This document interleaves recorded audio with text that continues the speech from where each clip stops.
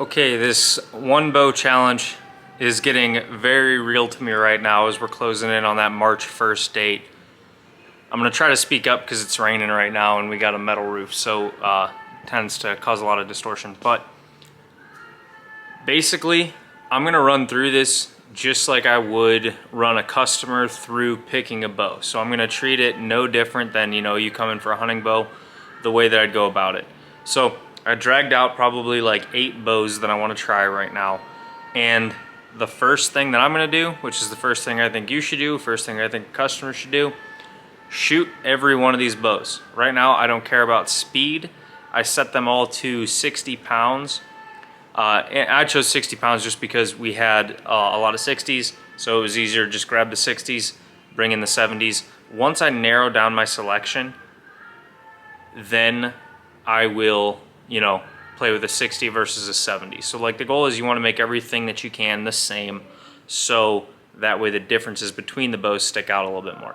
So basically today I'm just going to run you through the bows that I'm shooting, do a quick time lapse of me shooting them. I might even write notes on it just so I can remember to tell you guys exactly what I feel rather than just or whatever. So let me grab the bows for you and I will tell you what I am considering for my one bow.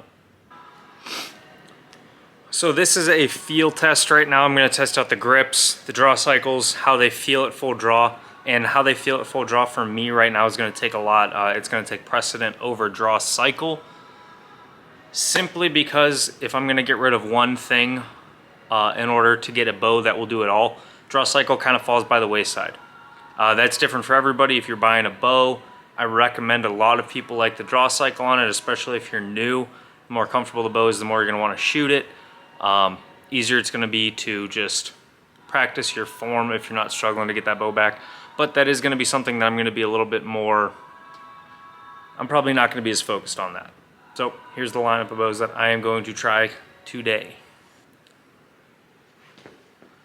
Bowtech Reckoning, the original one, the 35. The Athens Vista 35. Bowtech SR350. Current bow, Bowtech Solution. Athens Vista 33. PSE Evo XF 33. This is the S2 cam. The Elite Rezult 36. And then finally we got the Revolt XL.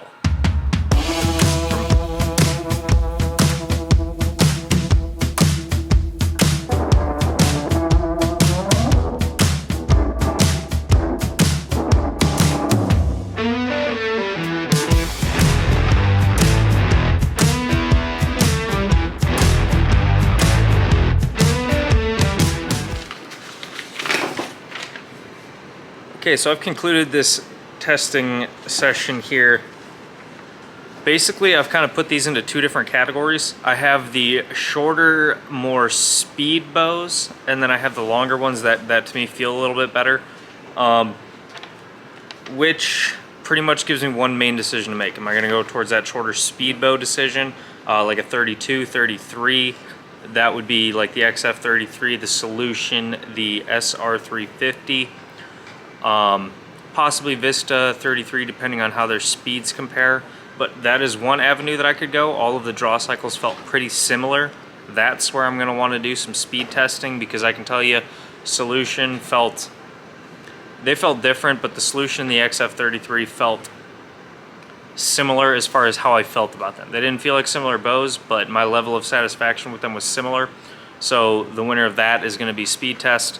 And then the SR350 felt considerably worse. Now I'm shooting that bow on performance, both the Solution and that on performance, because if it's a speed bow, that's why I'd be shooting a speed bow, is for the speed side of it.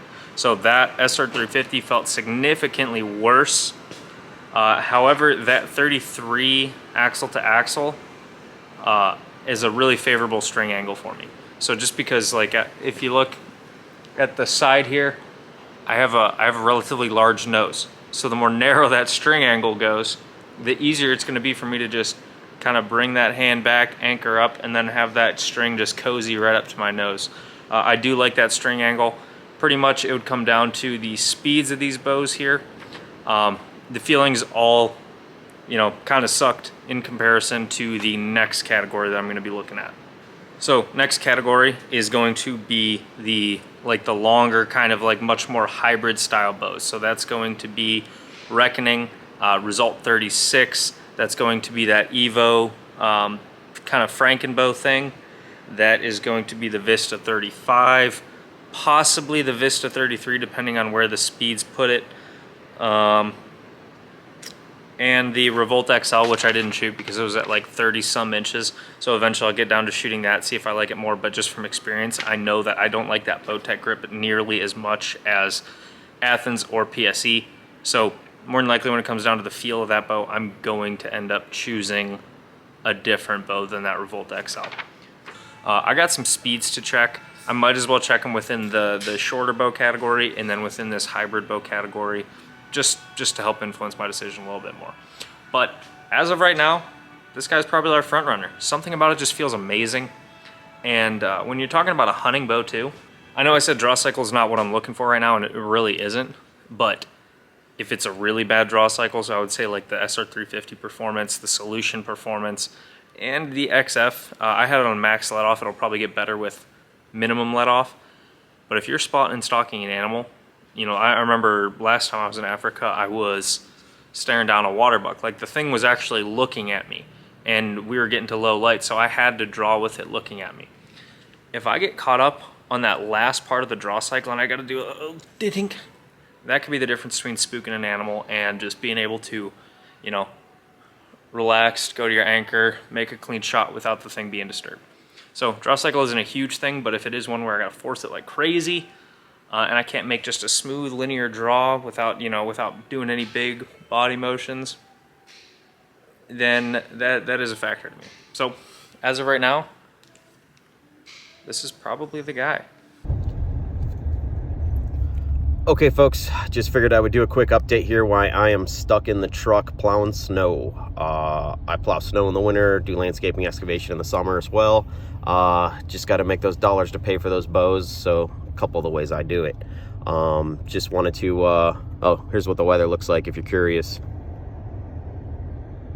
306 and 87, if you know where that's at. It's gross out, and hence I'm pushing snow. But just wanted to give you guys a quick update on the Bow Search 2022. I think I've got it nailed down to 4 bows that are in the running, so got a few more days to decide totally. But so for me, it's the Reckoning, the XF33 from PSE, the Elite Remedy, and the Athens Vista 33. I've owned the Vista 33 for a little while now. Shoots really well. Just, you know, it is what it is. I kind of want to run pin knocks though for my outdoor arrows in the summer, and for some odd reason the Athens does not like them.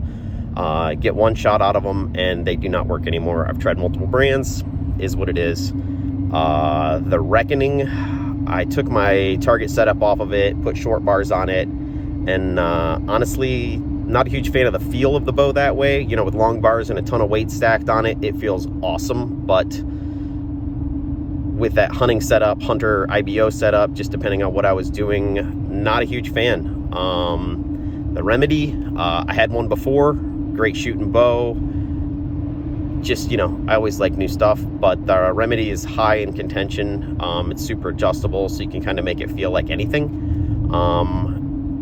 And then the, what did I say? The Reckoning, the XF, and the Vista. So the XF, right?